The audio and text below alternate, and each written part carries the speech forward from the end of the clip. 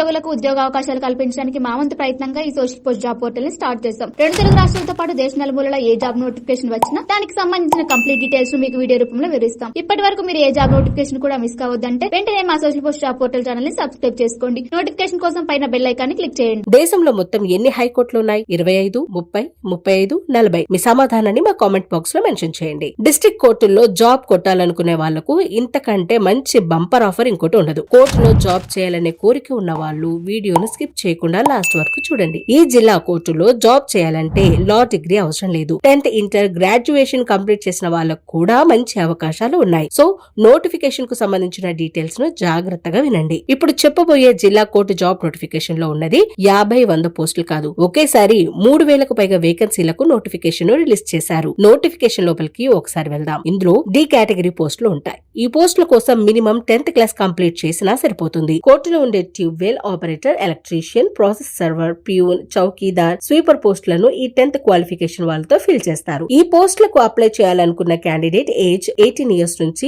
40 years మధ్యలో ఉండాలి. Salary కనుక చూసుకుంటే 20,000 వరకు పే చేస్తారు. ఇంటర్మీడియట్ క్వాలిఫికేషన్ ఉన్న వాళ్ళు జూనియర్ అసిస్టెంట్ పోస్టులకు కూడా అప్లై చేసుకోవచ్చు. దీనికోసం అభ్యర్థి 18 నుంచి 40 ఏళ్ల మధ్యలో ఉండాలి. ఇంటర్ తో పాటు కొంచెం ఇంగ్లీష్ టైపింగ్ స్కిల్స్ కూడా తప్పనిసరిగా ఉండాలి. వీళ్ళకు కూడా సాలరీ 20,000 వరకు ఉంటుంది. ఇంకా స్టెనోగ్రాఫర్ వేకెన్సీలు కూడా ఉన్నాయి. డిప్లొమా వచ్చేసి స్టెనోగ్రాఫర్ సర్టిఫికేట్ ఉన్న వాళ్ళు పోస్టులకు అప్లై చేసుకోవచ్చు. ఈ నోటిఫికేషన్ లో గ్రేడ్ 3 కేటగిరీ కింద 583 హిందీ స్టెనోగ్రాఫర్, 66 ఇంగ్లీష్ స్టెనోగ్రాఫర్ పోస్టులున్నాయి. టైపింగ్ స్కిల్స్ ఉన్న వాళ్ళు టైపింగ్ సర్టిఫికేట్ కోసం అప్లై చేసుకుని కూడా ఈ స్టెనోగ్రాఫర్ పోస్టుల కోసం దరఖాస్తు చేసుకోవచ్చు. అయితే ఈ నోటిఫికేషన్ రిలీజ్ చేసిన వారు ఉత్తరప్రదేశ్ రాష్ట్రం అలహాబాద్ హైకోర్టుకు చెందిన వారు. అప్లికేషన్ ప్రాసెస్ విషయానికి వస్తే క్యాండిడేట్లు ఆన్లైన్ ద్వారానే అప్లై చేసుకోవాలి. ఇంట్రెస్ట్ ఉన్న అభ్యర్థులు అక్టోబర్ 4 నుంచి అక్టోబర్ 24 లోపు అప్లై చేసుకోవాలి. అప్లికేషన్ ఫీ విషయానికి వస్తే జనరల్ క్యాండిడేట్ అభ్యర్థులు ఒక అప్లికేషన్ కు 950 రూపాయలను పే చేయాలి. ఎస్సీ ఎస్టీ అభ్యర్థులు 750 రూపాయలను పే చేయాలి. మీరు అప్లై చేస్తున్న కేటగిరీని బట్టి అప్లికేషన్ ఫీజు ఉంటుంది.